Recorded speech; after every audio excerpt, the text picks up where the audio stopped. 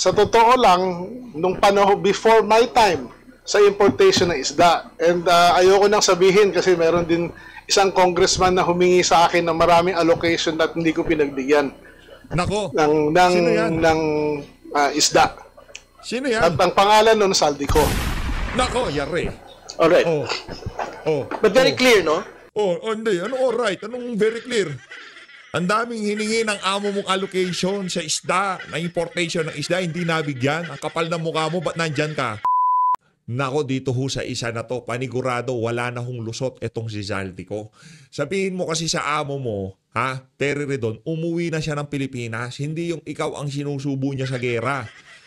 Mga kababayan, hindi ho halos makapagsalita itong si Terry Redon noong naidawit na naman ang pangalan ng kanyang amo diyan sa ginanap na budget deliberation ng Department of Agriculture. Department of Agriculture, Committee on Appropriation nung nagdaang Kongreso, DPWH, flood control, ghost project, ang dami hong issue nitong si Saldico. Ang pinakamainam dito dapat umuwi na siya ng Pilipinas para siya mismo makasagot diyan sa mga ibinabatong aligasyon, kontrobersya sa kanya. Hindi itong si Terry Redon, tingnan niyo nakasalubong na kilay niya. Di niya na alam kung anong isasagot niya sa mga ibinabatong intriga o problema sa kanyang amo na si Saldico. Pero bago yan mga kababayan, isang like at isang subscribe. Masaya na ho tayo dyan sa mga gusto sumali sa ating community. Alam nyo na ho ang gagawin. Kung nahihirapan ho kayo mag-subscribe, scan nyo na ho yung QR code na yan para kayo ho ang pinakaunang makakita sa ating mga reaction video. Hay na nga, willing daw hong mag-sign ng waiver. Itong si Senator Joel Villanueva, kaugnay dyan sa kontrobersyang ibinato sa kanila nitong si Bryce Hernandez. Pakinggan ho natin itong ambush interview sa kanya. Okay? Ever since, we have been consistent ever since. In fact, we have a bill for government officials na dapat naka-waive yun. I was just elected as Committee on Banks Chair. We'll pass it. Sir, for the record, you're open? Definitely, ever since I'm open. Ever since. Ever since. Ayan na, maliwanag pa sa sikat ng araw. Meron hong kasabay itong si Senator Jinggoy Estrada na willing magbukas ng kanyang mga bank accounts para makita nga kung talagang merong flow ng pera sa kanilang mga bangko. Dito sa video na to, ito kasi yung problema dito kay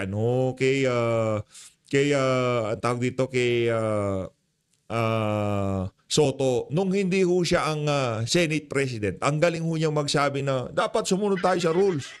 Dapat sumunod tayo sa tradition. Sumunod tayo sa mga patakaran sa Senado. Nung naging senador na ho siya, wala na labo-labo na Yung tipong, nung hiniram itong si Bryce Hernandez, wala na hong balikan. Nakalanto ko, hindi ganon.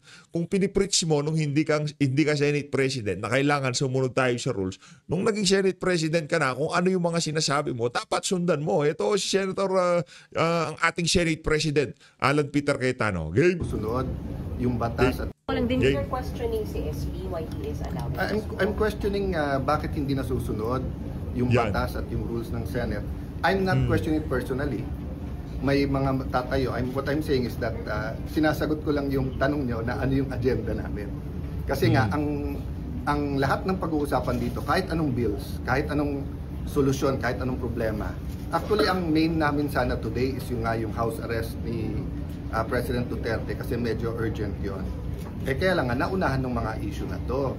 Kasi hindi naman pwede na may VIP witness tayo, tapos may witnesses tayo, nag-a-apply pa lang ng protection, sinushoot down na natin. Kaya nga labo ho dun, no? Itong si Bryce Hernandez, VIP ho siya Sinabi niya sa dito ako, ilalagay siya doon, dito ako, ilalagay siya doon. Pero itong mag-asawang Diskaya, linabas na nila, nalalaman nila pagkatapos bigla-bigla. Ngayon na kagad yung tipong hindi sila kahit konsiderang state witness, hindi ho ginawa nitong nitong Tito Soto na to. Ito talagang si School Bukol, malaki ang problema niyan sa mga susunod na panahon. Maniwala ho kayo siya hindi. Malaki ho ang pananagutan ng mamanayan sa sambayan ng Pilipino. Lipat na ho tayo dito kay School Bukol. Yun, dito tayo kay School Bukol. Always, the Senate President is always in office because of the trust and confidence of his colleagues. We serve at the pleasure of our colleagues. So, if there are yung ilang mga colleagues mo, hindi yung ano lang kumbaga trust and confidence ng majority. Hindi, iwag mong i-colleagues lahat kasi pagka-colleagues parang gine-generalize mo. Dami ng sukang-suka sa'yo dyan sa Senado eh. Di ba ang labo hunod, no? Pagiging Senate President dahil yan sa trust and confidence ng mga colleagues. Hindi, nung mga ilang mga sumusuporta sa'yo. O yung mga majority, yung mga nabigyan ng pabor sa pagiging ano mo na yan. Siyempre, may kompromiso yan. Alangan naman, di ba? Yung mga wala namang pakialam sa mga diskaya, ang gusto lang talaga magkaroon ng pwesto dyan sa pagiging Senate President mo, talagang papapil yung mga yan. Halimbawa na lang yung mga Tulfo, di ba? Wala naman silang pakialam. 2028 lang naman ini-aim yan eh. Anong ini-aim nila? Magkaroon ng presidente sa pamilya nila. Real talk, huwag tayo maglukon dito. Yun naman ho talagang ini-aim ng mga Tulfo na yan. Yung mga Cayetano, bakit? Ay, hindi. Yung mga Villar, ano ba? Marami silang issue na pwedeng kalkalin ng administrasyon. Di ba? Ilang araw bago magkaroon ng rego doon. Yung sinusundot-sundot ho nila yung issue nitong mga Villar yung kesyo pagmumultahin yung pamilya nila, yung House of Representatives nagpaparamdam doon sa prime water na kesyo iimbestigahan, 'di ba? Ano ho talaga mga kababayan, talagang ika nga parang inuunti-unti ho nila yun, nagiba sila. Siguro yung mga Villar walang nakuhang pabor dyan. Maliban doon sa hindi makakalkal yung mga issue nila na ayaw nilang pag-usapan sa media. Re-electionist ba yan si Mark? Re-electionist ba yan si Mark Villar? Yung tahimik lang. Alam ko re-electionist yan si Ay si Mark Villar tama. Re-electionist siya. 2020 pala siya naging senador. Tama, nako. Kaya pala kailangan hindi talaga mapag-usapan yung mga hindi dapat mapag-usapan. By the way 984,996 na ho tayo. Kung sino man ang makakapag 985,000 subscriber ho sa atin, mega love shoutout. Palakpakan. Yan, di ba? Tuloy natin tong si School Buko. The majority of members in Senate who want a different Senate President, what can we do? So be it, napag-usapan. Siyempre. There is no such thing. That was the talk among us. Ayun na nga mga kababayan, dito ho sa bahagi ng video natin na to, dumako na ho tayo dito. Sa tingin ko ngayong mga panahon na to, nasisermon. Sinisermon na noon. Itong si Jaldico, itong si Terry Redon, no?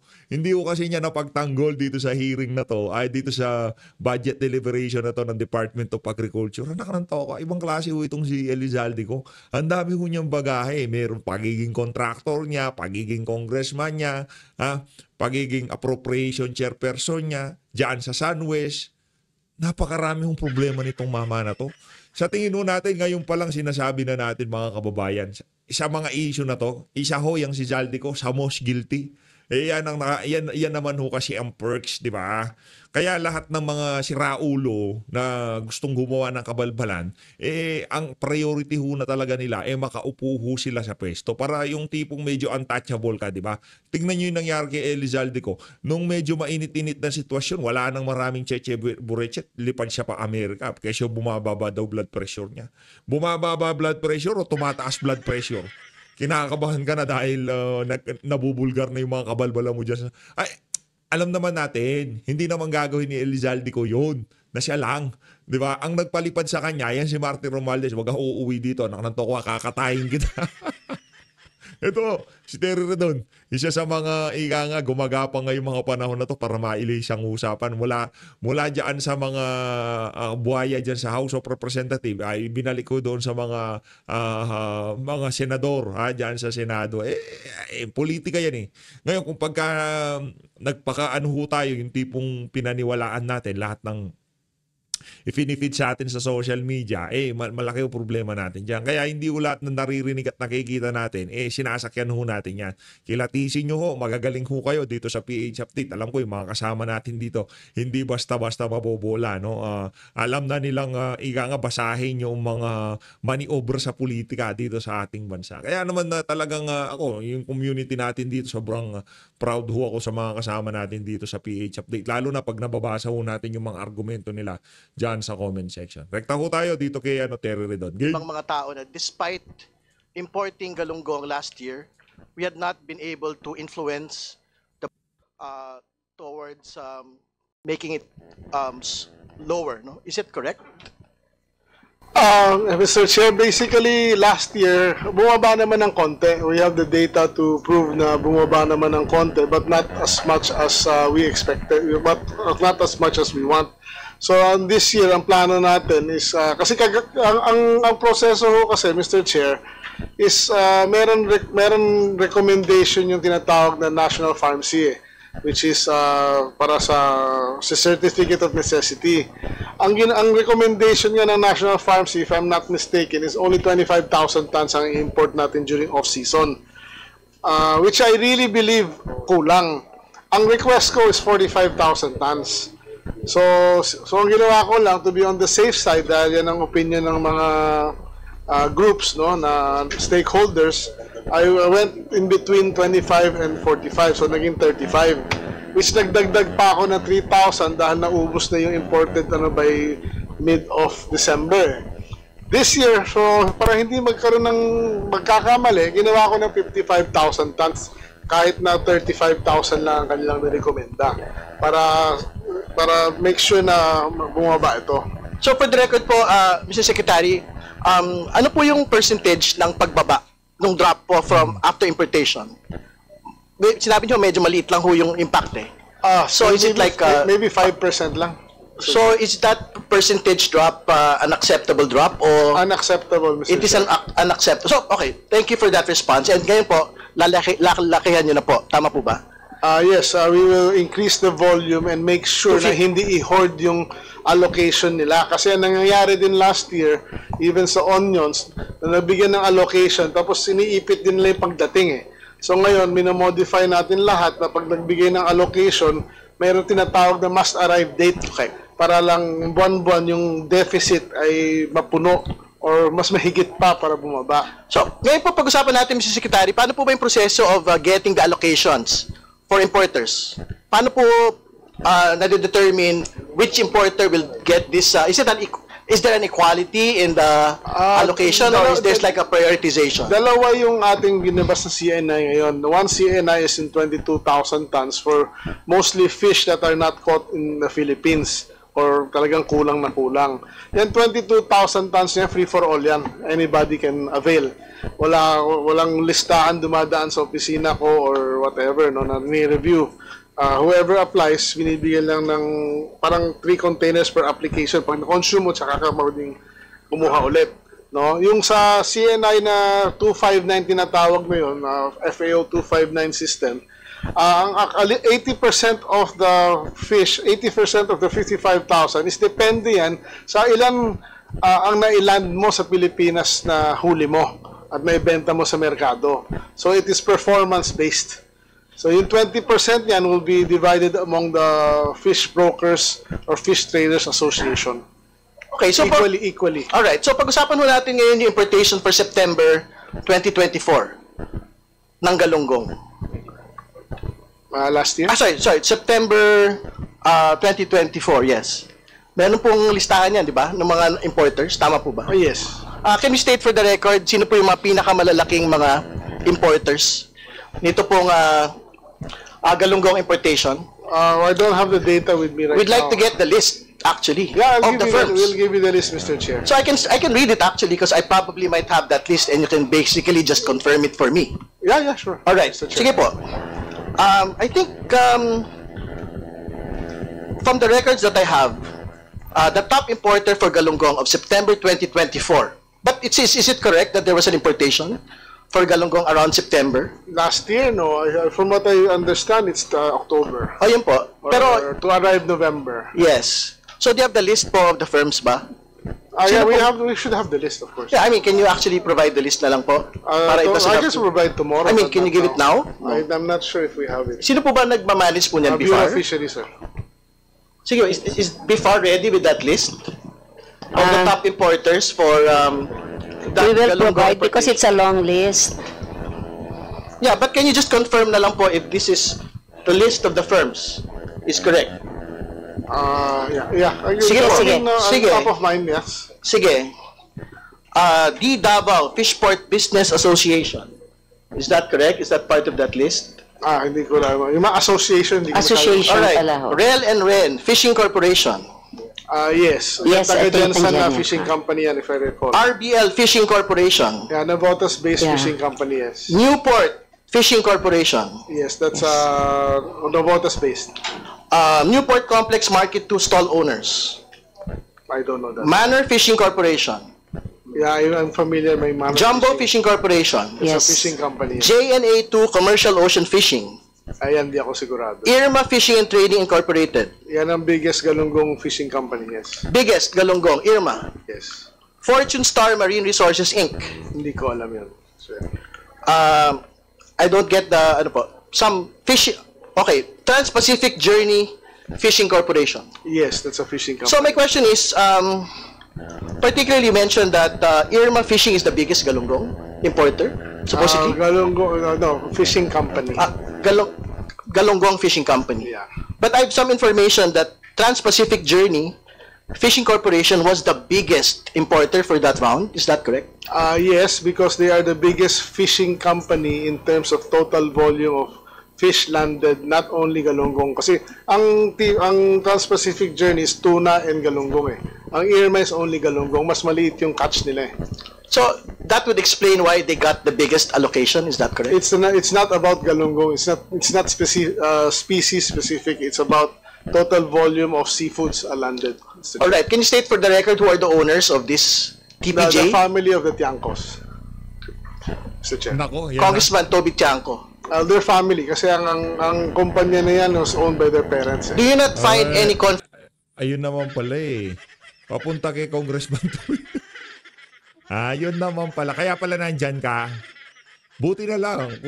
Kung hindi, di ko natin napansin. 985,000 subscriber na po tayo.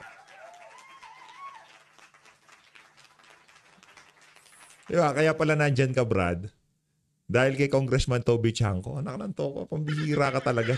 Pagka nga naman tinamaan ka ng pambihira talaga. Pa-clash talaga tumama. Conflict of interest, Mr. Secretary, that the Tiangcos are importing the largest fishing agalunggong for this round. Well, if you want me to really comment on that, I think they deserve what they are getting because they are the pinakamalaking nilaland talaga eh. This is very scientific and everything, so wala akong nakikitang issue.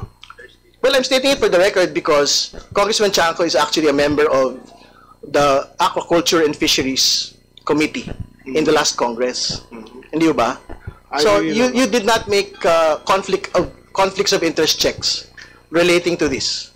Sa akin, I've been working in the industry for so long. Yung kumpanya nila is their family has been in fishing for more than 60 years. So it is performance-based, Mr. Chair. So technically, kung sino pinakamaraming niland, recorded ng PFDA yan, nagbabawal ng buwis yan, so they should get the biggest allocation. But in the several rounds that you had made importations for galunggong, is it correct to say that this is only the first time that they were like the top importer? No. Or were they always the top importer? Well, during the time of President Duterte, I would have to say na marami doon sa listahan kaya hindi sila naging mga botas na overcome ng iba dahil marami ako nakitang problema sa mga landed reports ng that administrations before nung panahon na yon. Just give you an example. Ang inaalaw lang namin ngayon is lahat ng in-unload sa na actual figure na in-unload sa PFDA fishery ports.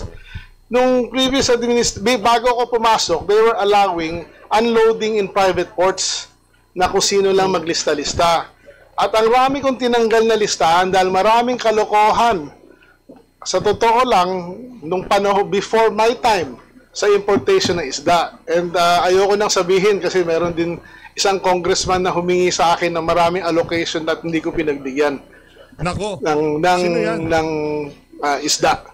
Sino yan? At ang pangalan nun, Saldico. Nako, yari. Alright. But very clear, no? Hindi. Alright? Anong very clear? Ang daming hiningi ng amo mong allocation sa isda, na importation ng isda, hindi nabigyan. Ang kapal na mukha mo, ba't nandyan ka? Bakit para banatan itong si Toby Tiangco? Ay, nag-backfire lahat sa pagmumukha mo. Anak na tao ka, nanabanan lang yung pagmumukha mo sa kakadepensa dito kay Zaldico. Matuto ka naman, Brad. Ayun, sinusupalpal ka na ng mga kausap mo. Hindi ka ba tinatablan ng hiya? Anak ng tao ka. Harapan ka na sinusupalpal ng Department of Agriculture Secretary. Ang amo mong pinagtatanggol mo, isa siya sa pinakamaraming linalabi na importation ng isda sa Department of Agriculture. Konting kahihiyan naman, kilabutan ka naman, mag-research ka naman na kung yung amo mo ba ay merong sabit dito sa issue na to. Kaso problema, lundagan lang talaga no? Dapat makasawsaw lang siya Pambira. Sakit no? Okay. Okay. So pag-usap... Ano na? Okay. Yun na lang sagot mo. Anak ng toka. Okay. Yun na lang. Wala na. Yan ang problema Bida-bida ka Paano natin, how many times have yung pong TPJ had actually been able to import, that they were the top importers? I don't have the figures, Mr. Chair, but palagi sila nasa top kasi they have the biggest, one of the biggest volumes, Mr. Chair. All right. Sige pa, you mentioned Congressman Zaldico, so do you have more information about that? Well, I only have personal knowledge. Bro, hindi ka pa, ano talaga yung tipong para lang hindi ka magmukhang tanga. Tipong ano mo pa, itutuloy mo pa yung punto dito kay Zaldico. Lalo, baka masigawan ka niya ni Zaldico. Baka mamaya niya mag-usap kayo, bigla ka niya masigawan. Nabanggit na nga pangalan ko, ba't ka pa nagtanong? Sira ulo ka. Baka bigla kang gano'n din nitong si Zaldico. Tigilan mo na kasi yan. Masyado naman kasing halata itong si ano tawag dito, itong si Terry Ridon. Malay mo bang kaibigan ni yan pinagtanggol nga niya itong si Congressman Toby Chanco the justifiable naman yung na-allocate sa kanilang pag-iimporta ng isda. Yung sa amo mo, isa daw sa pinakamarami. Ang bihirang yan. Tapos pinagtatanggol mo. Magkakaproblema talaga tayo, Terry Ridon. On the 3 companies, he wanted me to give allocation kahit na may formula na kami. Hindi ako pumayag magbigay ng kahit isang container sa kanya sa 3 nominated companies niya. At ang isang kumpanya doon, pangalan pa, ZC Victory Fishing Corporation. Can you state all the other companies that you're mentioning? Zaldico, ganon. Initial pa talaga nitong si Zaldico, kapal na mukha nito. Congressman na papasok. Hindi ka lang atakaw sa pera ni Zaldico, no? Nasa construction na, infrastructure. Tapos itong importation ng isda, gusto pa pasukin.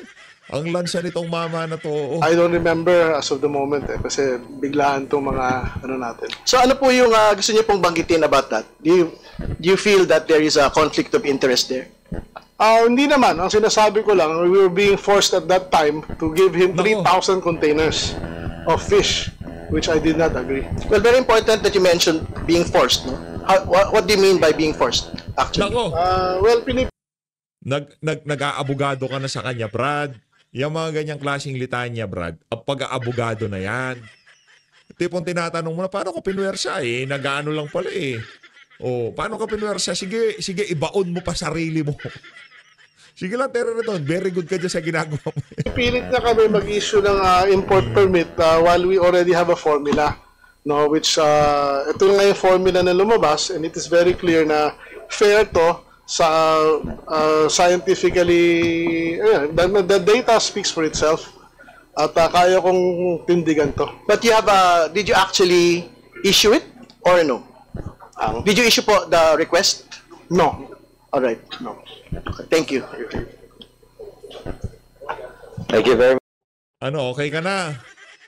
Okay ka na? Kaya niya daw tindigan yun.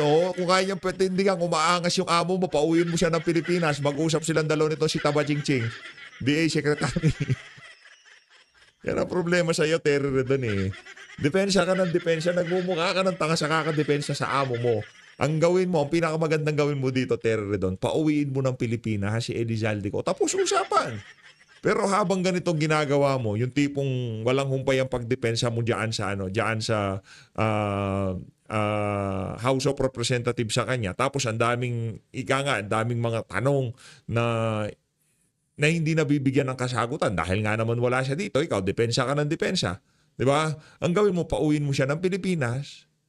Sabihan mo siya, boss, di ko na kaya to. Yari ako dito, ika nga. Nakananto ka, kahit anong depensa gawin ko, dami mong problema eh. Meron kang issue sa importation ng isda. Meron kang issue sa flood control. O, substandard flood control. Kasama ka sa listahan eh, yung SunWest mo, di ba?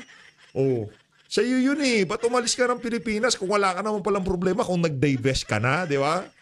Yun ang binibida nitong si Terry Redon. Nag-divest naman yan si ano. Tapos na siya, di ba? Wala na siya problema dyan. Nag-divest na nga eh. Di ba? Yun ang kanilang katwiran. Kaya naman mga kababayan, bantay lang ho kayo. Maraming maniobra pa hong mangyayari dito sa mga issue na to. Nag-uumpisa pa lang ho tayo. Kita nyo naman, talagang hindi ho nila hinahayaang makabuelo ang sambayan ng Pilipino. Makakita lang sila na makakita ng opening, talagang lahat ng paraan para mailisang usapan. Ika nga matapat dito sa matapat dito sa mga congressman, sa administrasyon ni dating Pangulong Rodrigo Duterte.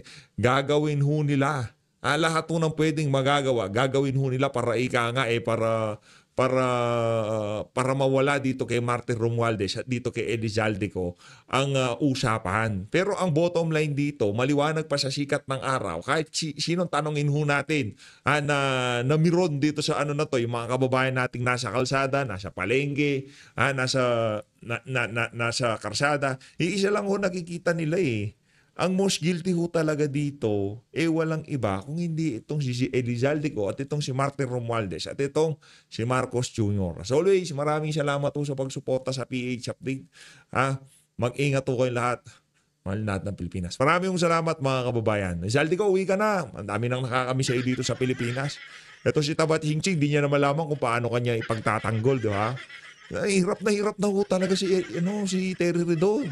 Kahit saang pagdinig, maya't maya yung tipong dapat malay ba natin, tanong dito ano kaya ang sinabi nitong si Elizalde. Naku-curious ako pag nag-uusap kaya itong si Terry Redon, itong si Zalde at itong si pangalan ng isa nagtatanggol sa kanya, yung sa Ako Bicol din, di ba? Ano kaya pinag-uusapan lang? Siguro lang kung pa yung murahan nila no. Walang kung pa yung murahan siguro nila, pinoformulate nila kung paano mawawala yung duda o yung pagsisi ng sambayan ng Pilipino dito kay Elizalde. Malabo kung mangyari yan. Anong ng toka. Ito sigurado ko sa inyo, kahit alam ko na Andres Bautista 2.0 na yan si Zalde hindi na uuwi ng Pilipinas yan. Ito lang sigurado ho natin dito. Walang panahon na makakapagpahilom sa kabalintunang ibinigay ng mama na yan sa sambayan ng Pilipino. Maraming salamat mga kababayan. 957,000 subscriber na ho tayo. Konting push na lang, ika nga. 15,000 na lang ho mga kababayan. Meron ba kayong 15,000 dyan na kaibigan? O meron ho kayong kisimil na kaibigan dyan, sige na, ano nyo na ho mga kababayan, pakiusap ko na ho. Isa-inyo na ho itong video na to, tapos sabihin nyo, mag-subscribe kay PH Update, huwag mong panoorin kung ayaw mo, basta mag-subscribe. 15,000 meron ho ba kayong 15,000? Maraming salamat.